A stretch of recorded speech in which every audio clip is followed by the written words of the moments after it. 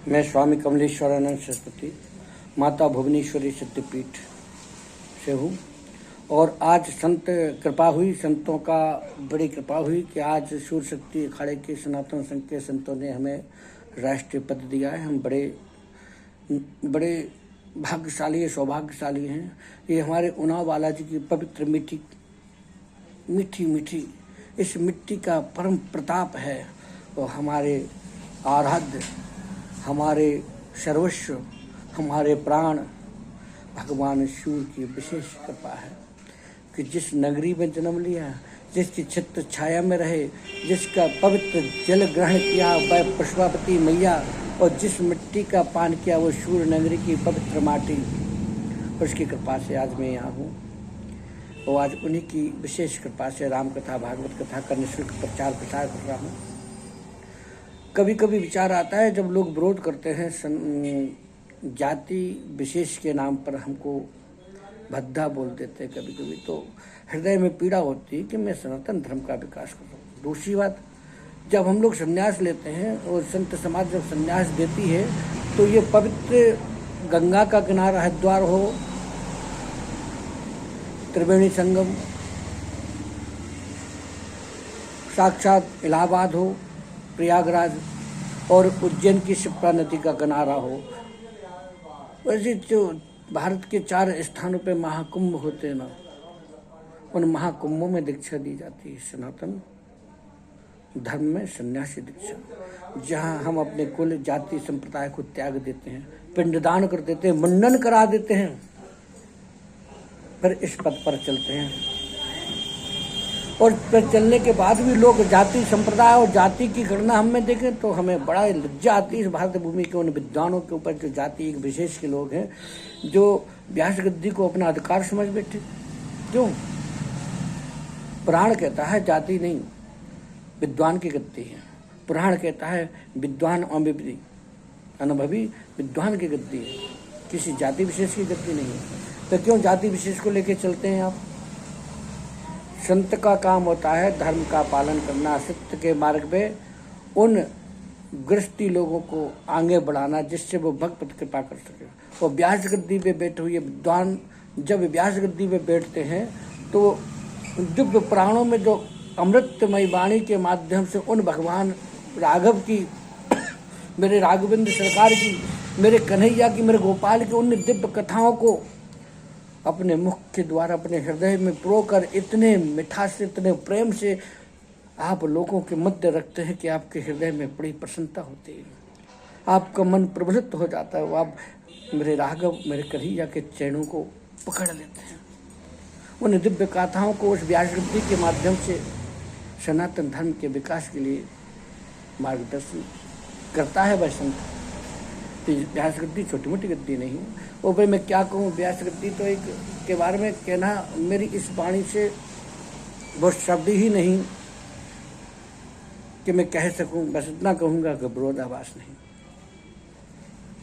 कभी कभी मैं देखता हूँ जो व्यास गद्दी पे बैठते लोग अभद्रता का व्यवहार करते हैं, अशब्द बोलते हैं, किसी के प्रति कोई शब्द कहते हैं और राजनीति का वातावरण बना देते हैं और लोगों को भयभीत करते हैं। लोगों से कहते हैं कि तुमने ऐसा नहीं किया तो ऐसा हो जाएगा। लोगों ने कहते हैं तुमने अगर इनका धन खाया तो ऐसा हो जाएगा। एक जाति विशेष के लोग हैं, वो क्यों डराते हैं जनता को? आपके इस प्रकार के वातावरण से जो लोग श्रीमद् भागवत कथा, राम कथा कराते हैं, वो डर और भय में जीते हैं। क्यों करते हो ये सब? अब पढ़ा लिखा मनुष्य है, हर प्राणी पढ़ा लिखा है, सनातन धर्म के ग्रंथ सभी लोगों के सामने हैं। क्या करोगे आप डराकर? इससे लोगों के अंदर घृणा हो रही है, उसे तोड़ो और मानवता का नाता जोड़ो।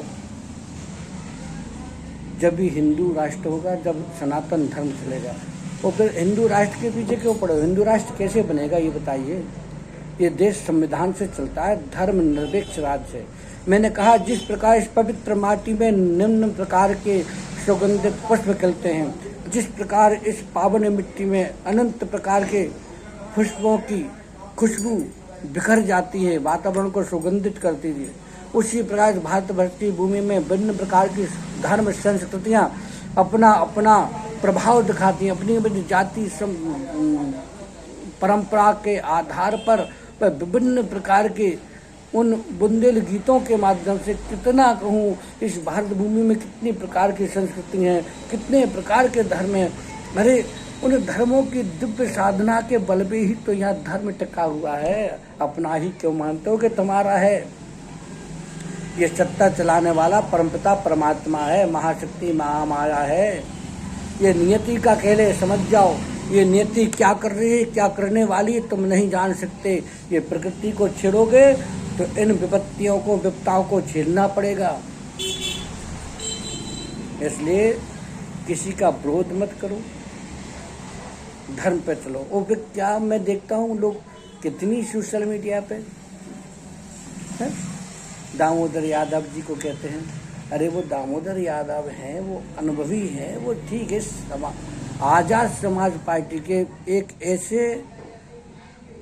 ऐसे दिव्य ज्योति रूपी मैं उनके बारे में क्या कहूँ कि वो एक ऐसी प्रलय की आंधी है, बह जाओगे इसमें, टकरा नहीं पाओगे। और ये मत भूलो कि ये समाज आज यदि हमसे विरुद्ध जा रही है तो उसमें तुम्हारी गलती है। तुम उनके हृदय को टटोला कभी? हम लोगों की आत्माओं से पूछा कभी कि हम लोग क्यों इतनी झेलते हैं, कितनी पीड़ा हृदय में होती? कभी देखा? तुम नहीं देखो ना समझोगे। जैसे दर्द को समझ जाओगे उसमें मानवता का धर्म निभाओगे। इसलिए दामोदर यादव जी का विरोध मत करें। शास्त्री जी, मैं आपसे कह रहा हूँ, धीरेन्द्र शास्त्री जी, जो आप बागेश्वर धाम में पीठाधीश्वर के नाम से विख्यात है। वो भारत धाम का पूरे भारतवर्ष में का, विदेश में भी है। लेकिन पीठाधीश्वर का आप पहले मतलब समझिए। पीठ पे बैठे हुए हैं आप, क्या आप वहाँ के महंत हैं तो मानते रहिए। पीठाधीश्वर तो वह होता है जो उस पीठ पे बैठता है, जो उस पीठ का ईश्वर है वह पीठाधीश्वर है। तुम कौन हो? साधारण तुच्छ मानव हो। ये तो उनकी कृपा है। हनुमान जी बाकी के जन संप्रदाय में कितना सम्मान दे रहा, कितनी प्रतिभा बढ़ा रहा है इसमें। अपनी उस प्रतिभा को संभालो। इस प्रकार के राजनीति में फंस जाओगे। इतिहास गवाह है कि बड़े बड़े भारती, बड़े बड़े संत, बड़े बड़े शंकराचार्य, बड़े बड़े विद्वान नहीं बचे समय के आगे, उनको झुकना पड़ा। आप शांति रहिए। और मैं आपसे आज भी कह रहा हूँ कि यदि आप एकता चाहते हैं तो आप पहले हम जैसे संतों को अपने यहाँ की मंच दीजिए, बुलाइए, हम लोगों से कथा कराइए। हम जैसे साधारण संतों को बुलाइए। जब देखते हैं तुम्हारे अंदर जाति भाव है कि नहीं, आप जाति प्रथा को मानते कि नहीं, बुलाइए। तो नहीं बुला पाएंगे आप में वो सामर्थ्य नहीं है। जिस दिन आप में सामर्थ्य मानवता का आ जाएगा, उस दिन तो आप जनता के क्या हो जाओगे कह नहीं सकते।